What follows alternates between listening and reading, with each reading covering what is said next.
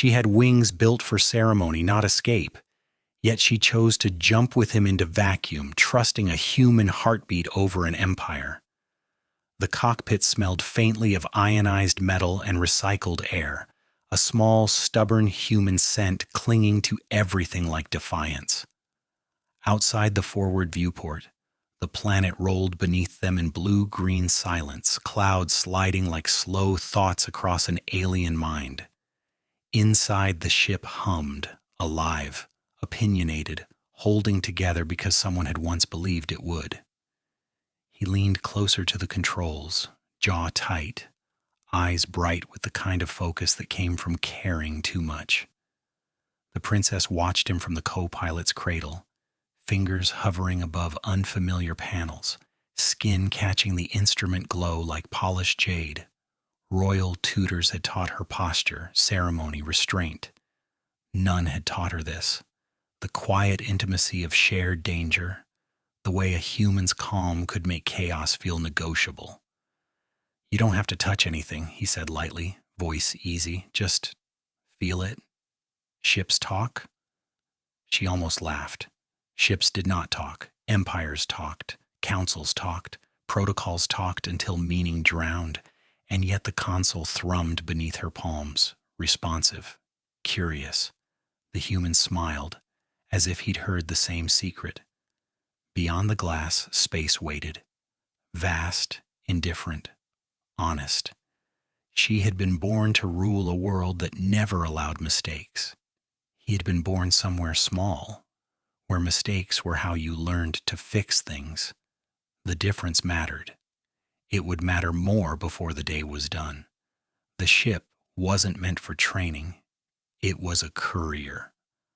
Patched hull, asymmetrical thrusters, a stubborn streak in the autopilot that insisted on old routes long since closed by war. He liked it that way. Clean lines were fragile. Stories needed scars. He introduced himself without ceremony, as humans did, with a grin that suggested he'd already forgiven her for anything she might do wrong. She offered her name the way she'd been taught, measured, formal, heavy with history. The ship listened. The ship did not bow. They were alone by accident. A canceled escort, a window of opportunity, a council session delayed by argument. She had wanted to see the upper atmosphere without glass between her and the truth. He had wanted to get paid. The overlap felt harmless. The universe predictably disagreed. "Your Highness," he said, and the title sounded strange in his mouth, less reverent, more curious. "You ever flown anything that didn't come with applause?" She tilted her head, crest catching the light. "Applause is customary." "Gravity isn't," he replied. "Gravity is rude." That earned him a look, sharp, assessing, and then, to his surprise, a small smile. It was the first crack. The ship hummed approval. He showed her the basics with patience that bordered on affection, throttle as conversation, not command, vectoring like dancing, listen, respond, don't fight it. She absorbed it quickly, fingers precise, instincts honed by years of ceremonial gliding that had never once threatened to kill her. A micro-alarm chirped. He frowned, killed it with a tap. Old sensor. Gets nervous. She watched his hands. Human hands were expressive, scarred, quick, confident in their own right to exist. Her world prized elegance, his prized function.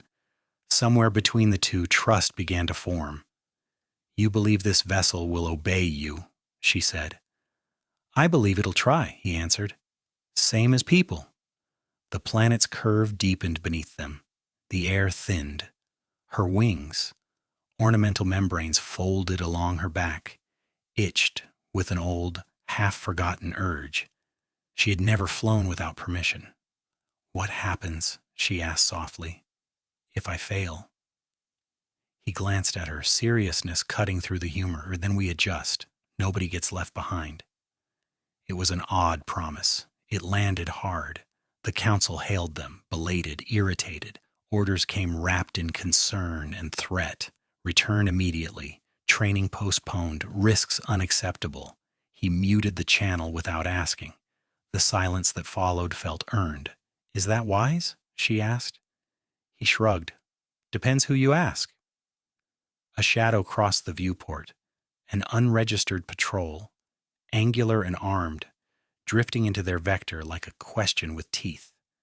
His smile vanished. The ship's hum deepened, anxious now. "Looks like someone doesn't want you sightseeing," he said. Her pulse quickened. "They will not fire."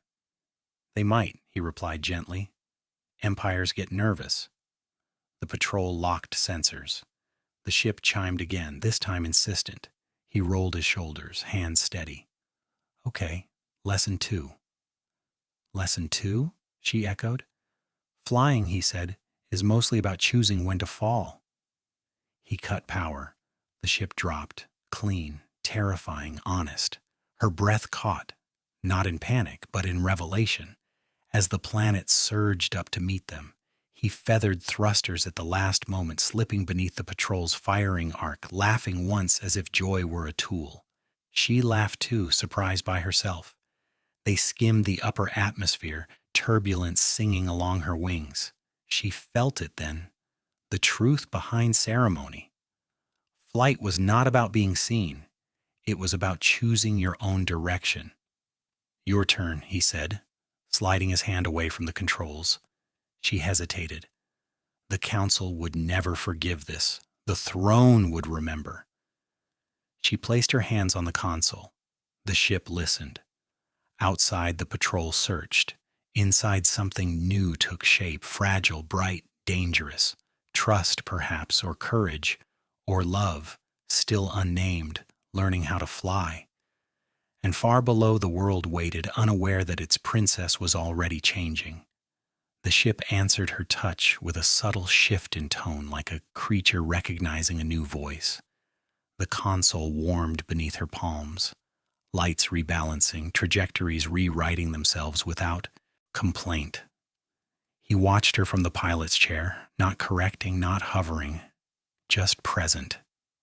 That, she realized, was its own kind of guidance. "Easy," he murmured, more to the ship than to hers. "She's got you." "She?" The princess flicked him a sideways look, one brow ridge lifting. He grinned. "Every good ship's a she. Stubborn, loyal, knows when you're lying." The patrol's sensor pings rippled across the display, search patterns tightening, angles sharpening. The Empire's patience was thinning. She felt it, the way one feels a storm before the sky admits it. "I am not authorized to—" She stopped herself. The words tasted old. "To be here." "You are," he said simply. "You're here now." A tremor ran through the hull as atmospheric shear tugged at them. Her wings pressed tighter to her back, instinct screaming to open, to balance, to fly. She swallowed, adjusted the yaw the way he'd shown her.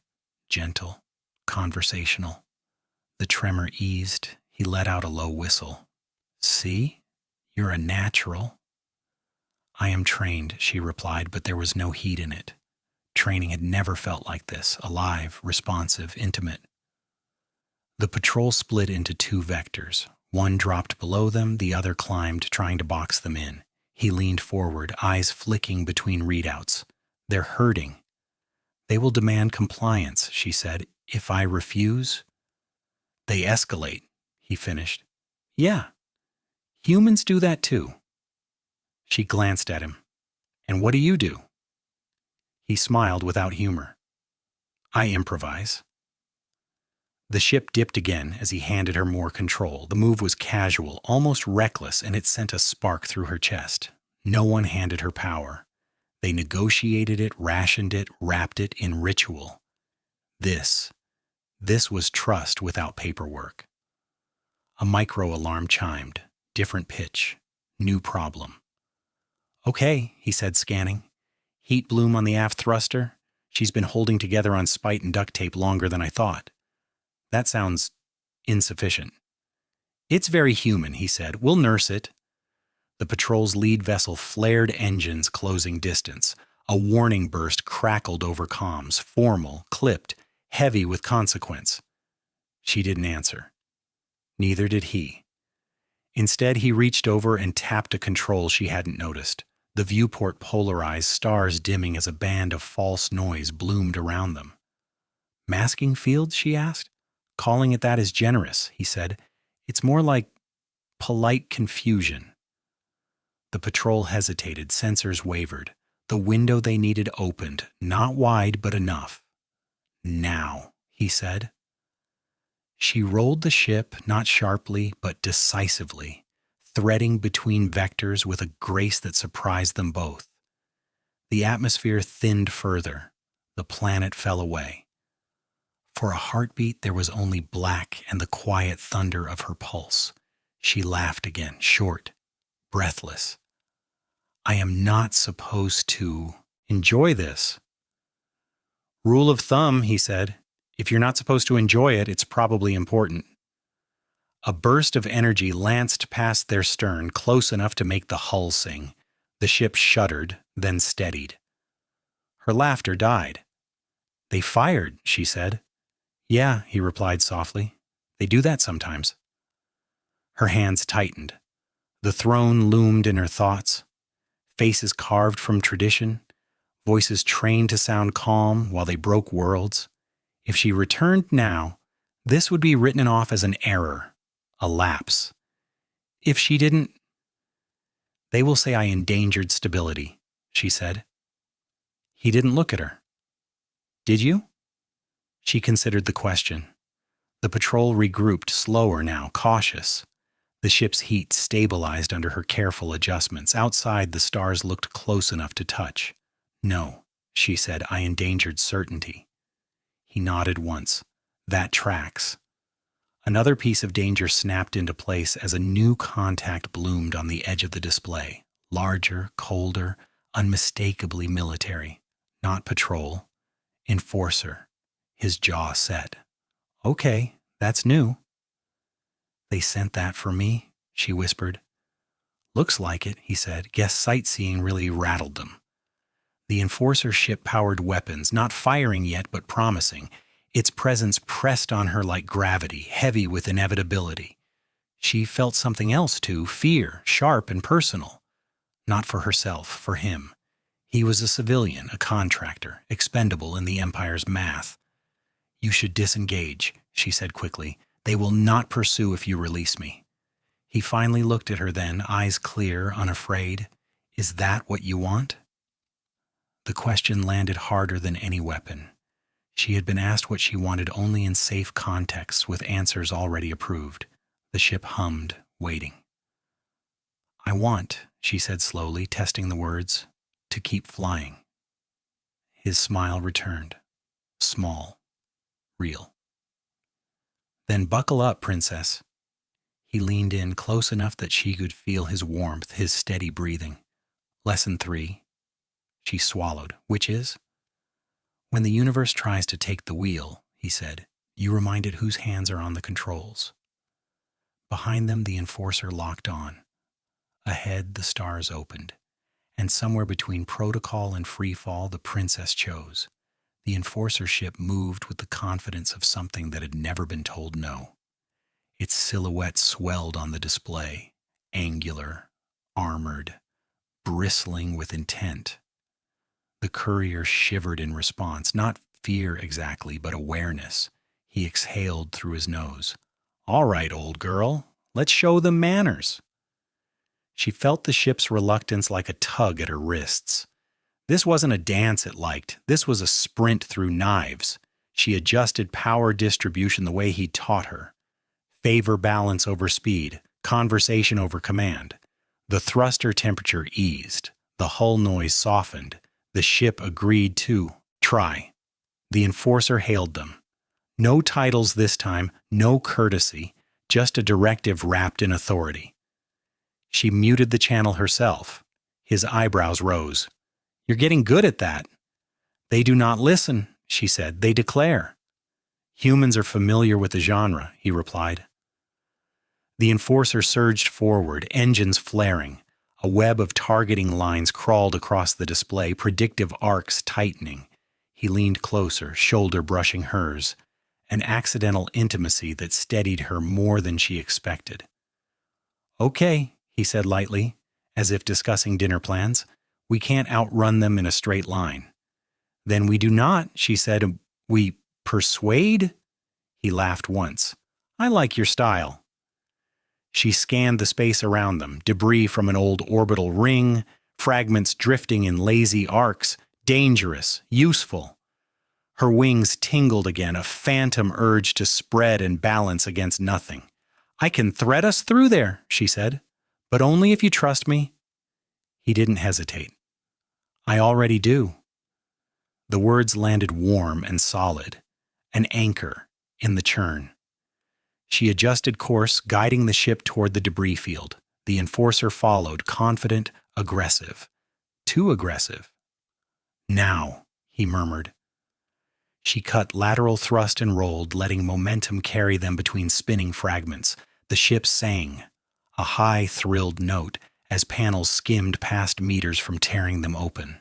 She breathed with it, felt its mass and motion like an extension of her own body. Behind them, the enforcer hesitated, just a fraction too late. Its shields flared as debris scraped armor. Not fatal. Annoying. Angry.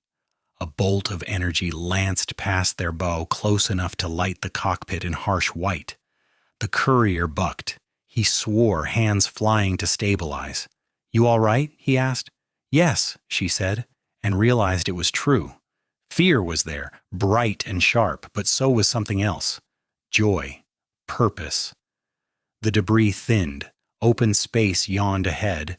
The enforcer powered weapons again, adapting, relentless. They will not stop, she said.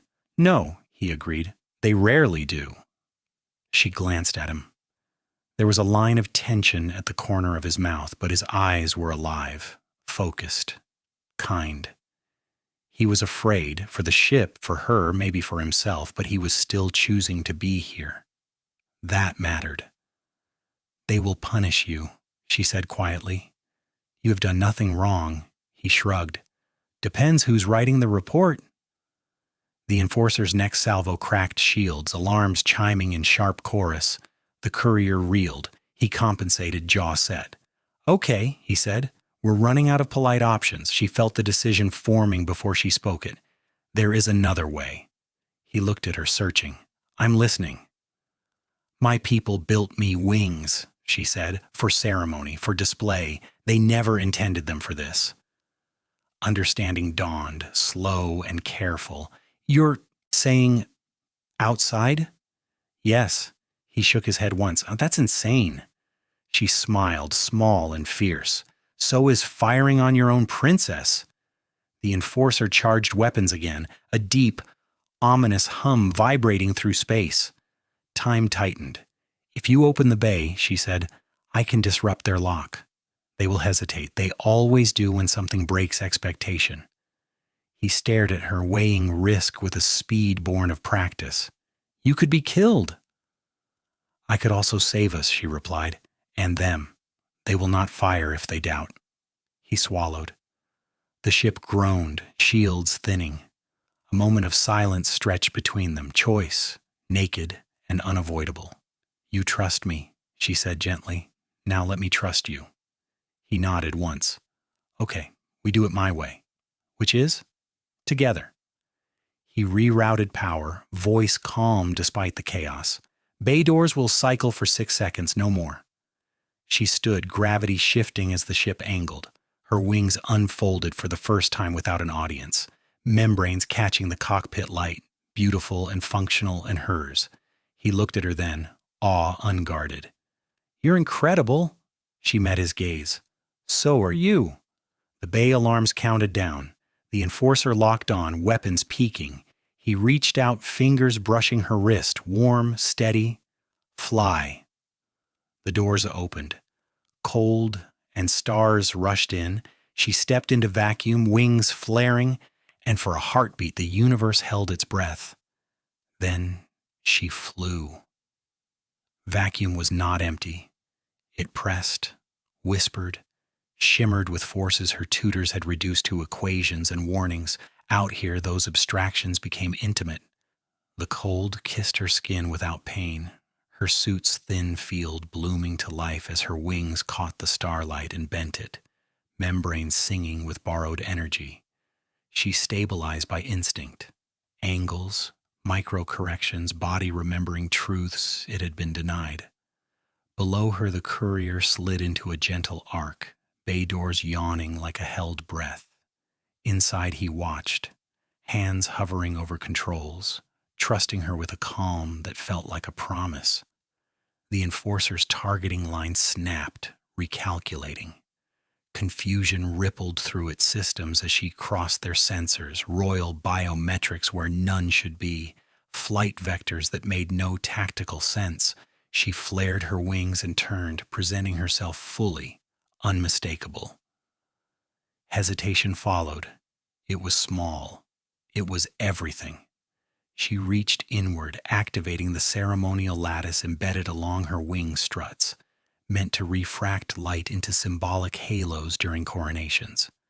She twisted the output, flooding space with false returns and harmonic echoes. The enforcer's lock fractured, then scattered. Inside the ship, he let out a breath he hadn't realized he was holding. "Nice trick," he murmured, fingers dancing to keep the courier steady. "You buying us time?" "Seconds," she replied over the tight beam, voice steady despite the rush. "Use them." He did.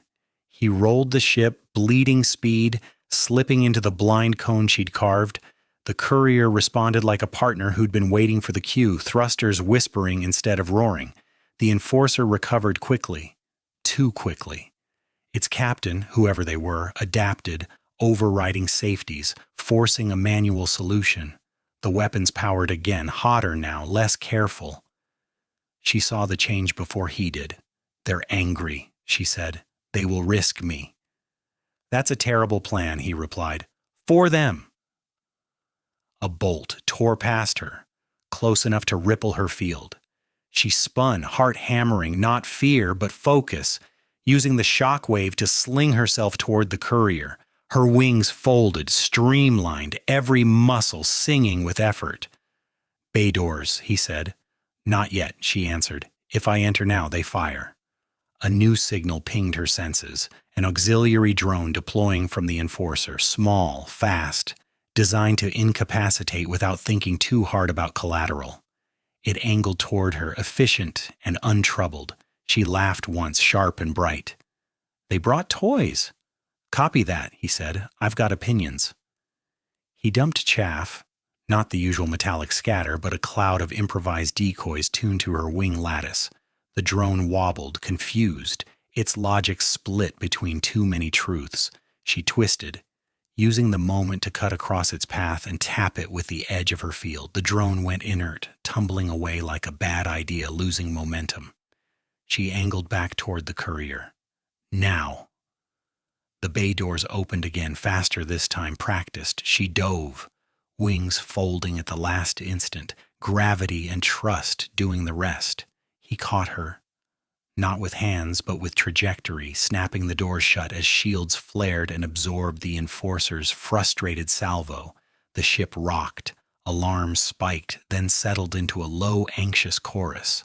She landed hard on the deck, breath coming fast, laughter bubbling up despite everything. He was there in a heartbeat, steadying her by the shoulders, eyes scanning for injury. "You okay?" he asked. "Yes," she said, and then softer. "Thank you." He smiled, relief breaking through. "Anytime." The enforcer loomed larger on the display now, wounded pride sharpening its approach. Reinforcements flickered on long-range scans, more authority, more certainty. "They will not stop," she said again, but this time there was resolve beneath it. "Unless—" He followed her gaze to a thin band of space where sensors thinned and maps grew unreliable. "Unless we go somewhere they won't." "Somewhere they cannot follow without admitting fear," she said. He considered it, then nodded. "I know a place." The courier surged, engines singing a defiant harmony. Behind them, the enforcer hesitated, just long enough. Ahead, the stars bent, and the universe, surprised again, opened a door. The door the universe opened was not gentle. Space folded. Not cleanly, not with the elegant symmetry favored by imperial drives, but with a crooked human stubbornness that made the ship rattle like it was laughing at the laws it bent. Stars smeared into impossible arcs.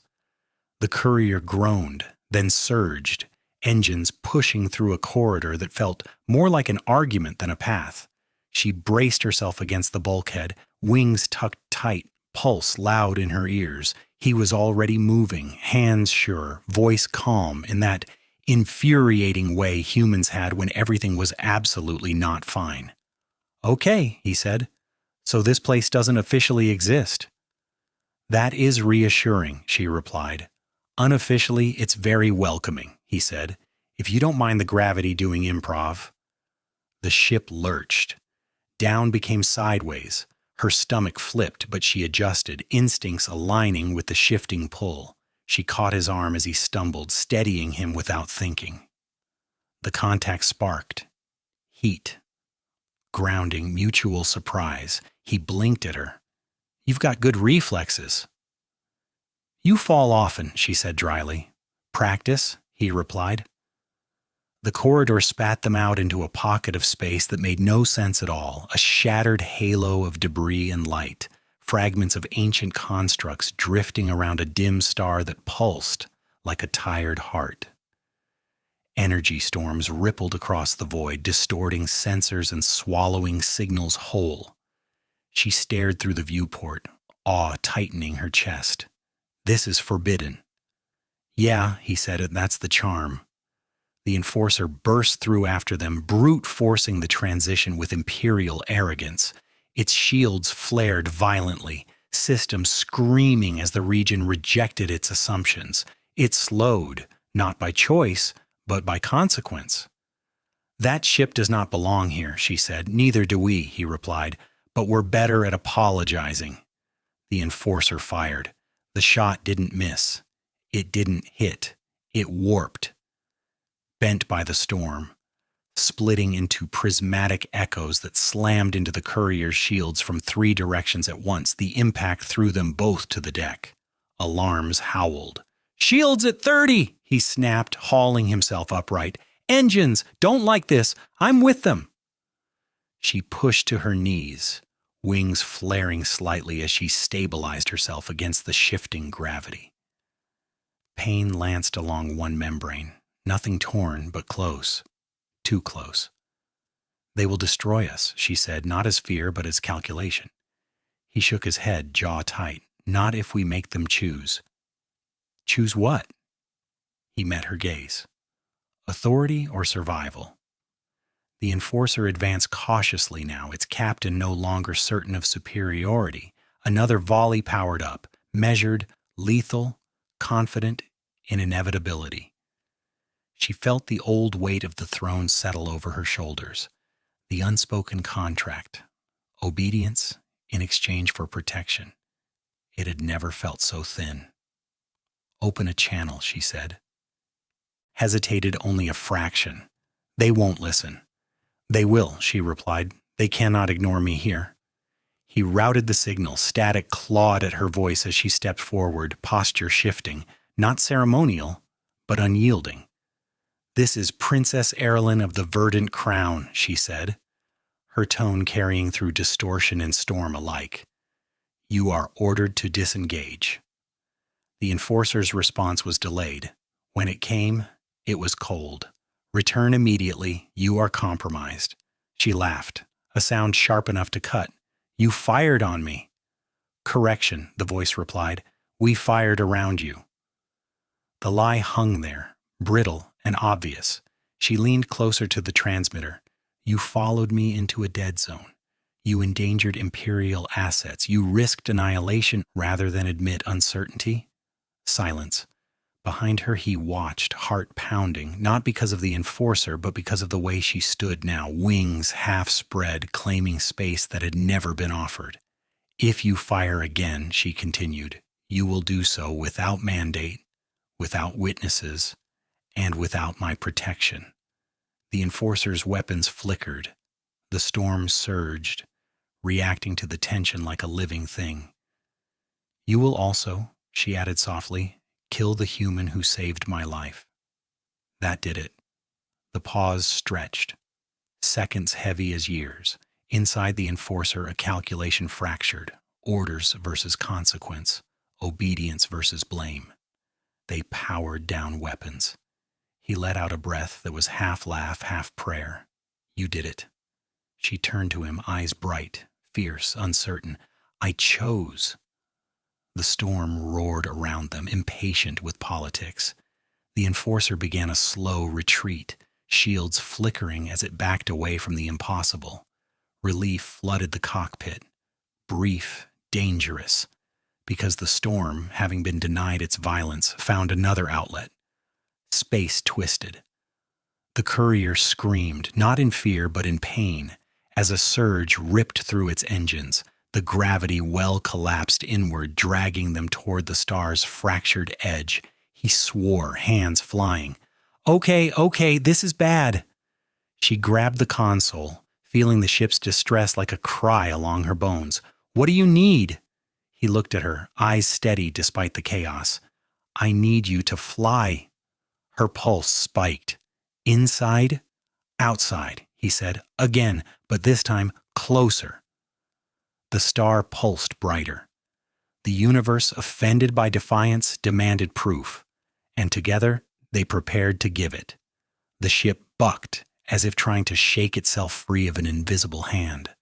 Consoles dimmed, then flared, warning tones stacking into a frantic chorus that felt less like noise and more like pleading.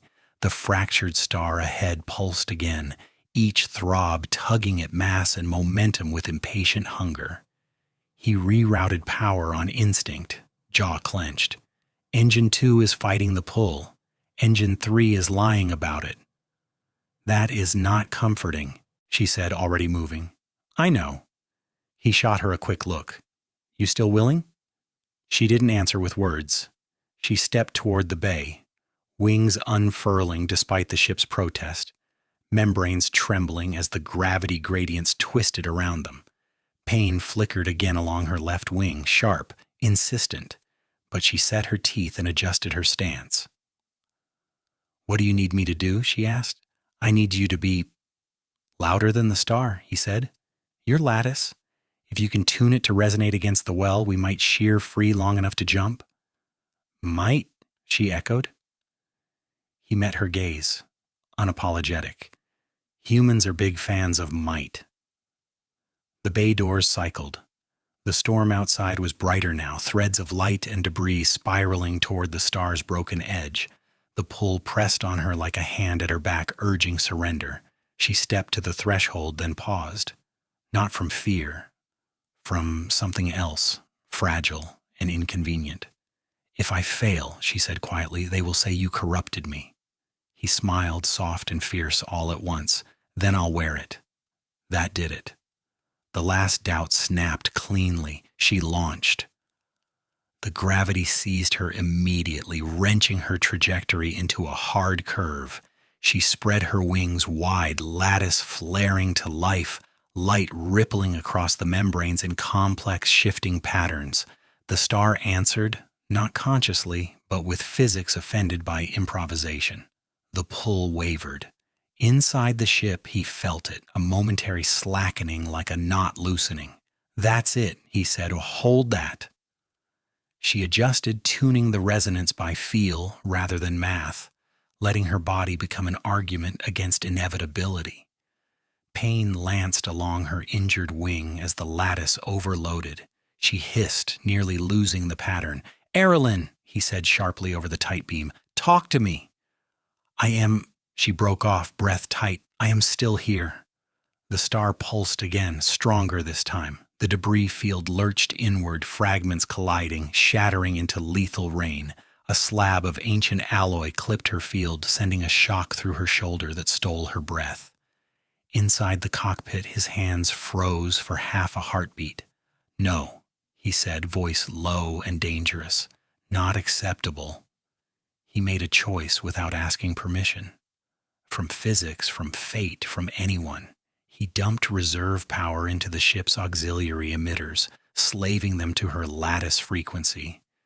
The courier screamed in protest, systems flashing red, but the resonance amplified, human machinery backing alien wings with reckless faith. She felt it immediately. Warmth surged through the lattice, stabilizing the pattern. She gasped, laughing despite the pain. "You are interfering." "That's my whole thing," he replied. The gravity well buckled. For a breathless instant, the pull reversed, not enough to free them, but enough to unbalance the star's edge. The storm convulsed, energy spirals tearing loose and dissipating into harmless light. "Jump window," he shouted. 10 seconds. She angled back toward the ship, wings screaming with strain. The injured membrane threatened to fold. She compensated, overcorrected, nearly spun out. 7! Another wave slammed into her, field flickering. Fear spiked, not of death, but of failing now when it mattered. 5! She saw the bay, small, moving, home. He stood just inside, braced, eyes locked on her with an intensity that cut through the chaos. "Don't you dare be polite," he muttered. "Fly like you mean it." She did. She folded her wings at the last instant, slamming through the bay as the doors snapped shut behind her. The impact sent them both sprawling. The ship lurched, then jumped, space tearing sideways with a sound like laughter and thunder combined. Silence followed. For a long moment, nothing moved but their breathing and the soft, exhausted hum of systems rebooting one by one. Then he laughed, raw, disbelieving. "We're alive." She lay there, wings aching, heart racing, staring at the ceiling as if it might answer her back. "Yes," she said softly, "we are." He pushed himself up and crossed to her without thinking. Dropping to his knees at her side, his hands hovered, uncertain. "Can I?" "Yes," she said. He touched her wing gently, reverently, fingers careful along the injured membrane. The contact sent a different kind of shiver through her, warm, grounding, intimate, in a way no ceremony had ever been. "You saved us," he said. She turned her head, meeting his eyes. "We did." Outside, the stars settled into sane, distant points. The storm was gone. The enforcer did not follow, but the cost of choice lingered in the quiet, unavoidable, undeniable. And the universe, thwarted once more, prepared its final test. The quiet didn't last. It never did. The courier drifted in the aftermath of the jump, systems limping back into coherence one by one. Power stabilized at something resembling acceptable. Shields flickered, then held. The ship's hum returned, lower now, tired, but unmistakably proud of itself. He exhaled and rested his forehead briefly against the console, eyes closed. "Okay," he said. "I'm filing a complaint with reality." She smiled faintly, then winced as pain rippled along her wing. The adrenaline was ebbing, leaving honesty behind. Her body trembled, not from fear, but from the sudden absence of it. He noticed immediately. Of course he did. "Hey," he said softly, crossing to her again. "Stay with me." "I am," she replied, but her voice lacked its earlier steel. He activated a soft field around her, easing the strain on her joints and wings. His hands were steady, practiced. Not medical, exactly, but attentive in a way that felt just as reassuring. "Your lattice is still glowing," he murmured.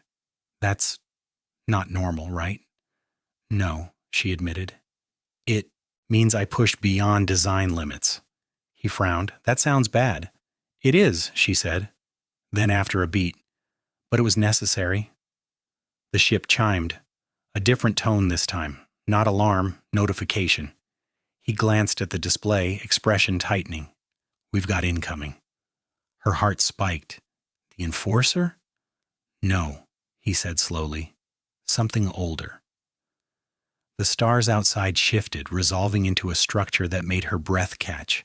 A remnant station half grown into the fabric of space itself, surfaces etched with symbols predating the Empire's first myths. It drifted on impossible vectors, untouched by decay, watching. "This place," she whispered, "it is not mapped."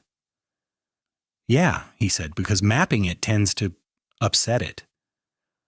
As if in response, the station pulsed. A field reached out, not aggressive but inquisitive, brushing the courier like a thought testing its own edges. Systems dimmed, then stabilized, as if judged acceptable. Her lattice flared in response, resonating with the station's energy in a way that made her gasp.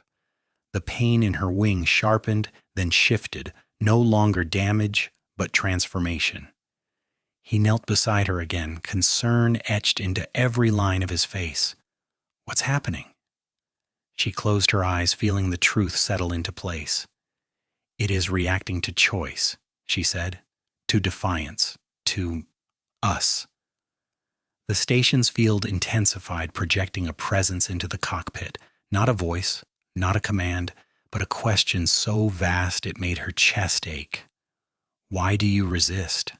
She opened her eyes, wings trembling. Before she could answer, he spoke, plain, unadorned, human. "Because people matter," he said, "because no one gets to decide someone else's life is expendable." The field paused. She felt the question turn inward, examining him with a curiosity that bordered on wonder. Humans were not supposed to speak like that to the old things. They were supposed to negotiate, to bargain, to fear. She reached for his hand, grounding herself in his warmth, and added her truth to his. "Because I chose," she said, "and I will choose again." The station brightened, not hostile, not approving, but acknowledging. The pressure eased, the lattice glow softened, settling into a new, stable pattern along her wings. The pain ebbed, replaced by a strange, steady strength. The ship chimed again, this time content. He stared at her wings, awe plain. "You're different." "Yes," she said quietly, "so are you." The station began to withdraw, its interest satisfied. As it faded, a final impression brushed their minds, not a warning but an invitation. Paths uncharted, futures unwritten. The stars returned to their distant silence. He let out a breath he'd been holding since before the jump. "So," he said, attempting casual and only half succeeding, "you just impressed something older than my species." She smiled at him, open, unguarded, undeniably real. "You taught me how." They sat there in the aftermath, hands still entwined, the weight of what they'd done settling around them, not as chains, but as possibility. Behind them lay an empire that would not forget. Ahead of them stretched a future that no longer asked permission, and neither of them now was willing to turn back. The courier drifted on quiet thrusters, coasting through a region of space that felt calmer simply because it had chosen to be. Stars spaced themselves politely. Gravity behaved. The ship's systems finished their self-diagnostics with the weary satisfaction of something that had survived a story worth telling. He finally slumped into the pilot's chair, rubbing a hand over his face. "Okay," he said. "I vote we don't do that again for at least an hour." She eased herself upright, wings folding with deliberate care. The lattice along them glowed softly now, no longer flaring or fighting, but integrated, as if the energy had always belonged there. The injury remained tender but manageable, a reminder rather than a wound. "You are injured," he said, noticing her careful movements. "I can rig a med field. It's not elegant, but it works." "I trust in elegance," she replied. "It has served me well today." He smiled at that, setting to work.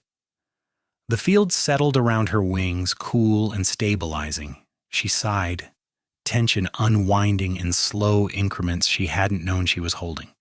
Silence stretched, not awkward, but full.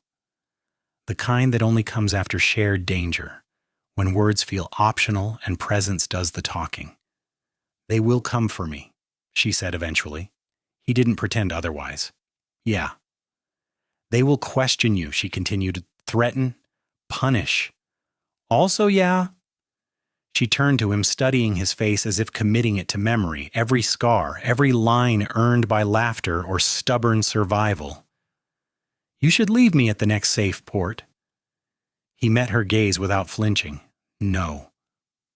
The word was simple, final. You do not know what you are refusing, she said. He shrugged. Sure I do. A quiet life where I pretend today didn't matter. She felt something tighten and then ease in her chest. Humans are reckless. Selectively, he replied. This seems like a good risk. She laughed softly, then grew serious. If I return, they will cage this choice in ceremony. They will call today an aberration. They will ensure it cannot happen again. And if you don't, they will call it treason. He leaned back, considering. Humans have a long tradition of arguing with that word. The ship hummed, almost amused. Uncertainty surfaced. Danger not immediate, but structural. Empires did not need urgency to be lethal. They only needed time. She looked down at her hands, remembering how easily she had muted the council channel, how naturally she had flown. I do not know who I am outside of them. He softened. That's not a failure. That's a beginning. She studied him again, this time with a different question behind her eyes. You speak as if you have done this. He nodded. Left a system that decided what I was worth. Took me a while to figure out I didn't need permission to exist. She absorbed that, wings shifting subtly. What did you lose? He considered. Certainty. And what did you gain? He smiled. Choice. The word echoed between them, resonant as the station's silent question had been. Choice, not as abstraction, but as action, as risk, as flight. A signal pinged, long range, faint, encrypted in imperial cadence. He ignored it. She noticed. They will not stop calling, she said, and then we won't stop not answering, he replied. She laughed again, genuine this time. The sound felt like sunlight. She moved closer, not touching, but near enough that the warmth of him brushed her senses. If I stay, she said quietly, there will be no easy path. He glanced at her, eyes kind and unafraid. Easy paths are boring. Her crest tilted in amusement. You are difficult. I've been told. Another quiet settled, this one heavier, charged. The unspoken hovered between them. What they were becoming to each other, shaped by danger and trust and the simple fact of having survived side by side. She reached out, hesitating only a fraction before resting her hand over his. He stilled, letting her set the pace, honoring the weight of the moment. Thank you, she said. Not for the rescue, for the seeing. He squeezed her hand gently. Anytime. Outside, the stars watched without comment. Somewhere far behind them, an empire reorganized its narratives. Inside the small, stubborn ship, two people sat at the edge of a life neither had planned, and found that, unexpectedly, it fit. They did not choose a destination right away. The courier drifted on low power, following no lane, and answering no hails, moving through space the way a thought moves when it is finally allowed to finish itself. He adjusted course by feel more than coordinates, letting the ship's preferences surface. It responded with small, satisfied hums, as if relieved to be free of schedules. She stood beside him at the viewport, wings relaxed, no longer tucked tight in readiness or display. The lattice glow had settled into a subtle sheen, visible only when the light caught it just right. Power no longer shouting, simply present. What happens now? She asked. He considered the stars. Now we figure out what we want before someone else tells us. That sounds inefficient. Wildly, he agreed. also effective. A new message blinked onto the console, encoded differently this time, stripped of authority and ornament. Not a command, a question. She felt it before he translated it. The Empire was adjusting, they always did. Damage control disguised as outreach, concern wrapped in velvet. They are offering me a return, she said quietly. Terms, advisors, protection. And a very nice cage, he added. Yes. The word carried less weight than it used to. She closed her eyes, reaching inward, not to protocol, but to memory. Vacuum rushing past her wings, his voice steady in her ear. The station's ancient curiosity. Choice, unfiltered. When I was young, she said, they told me flight was symbolic, that real power came from stillness. He snorted softly.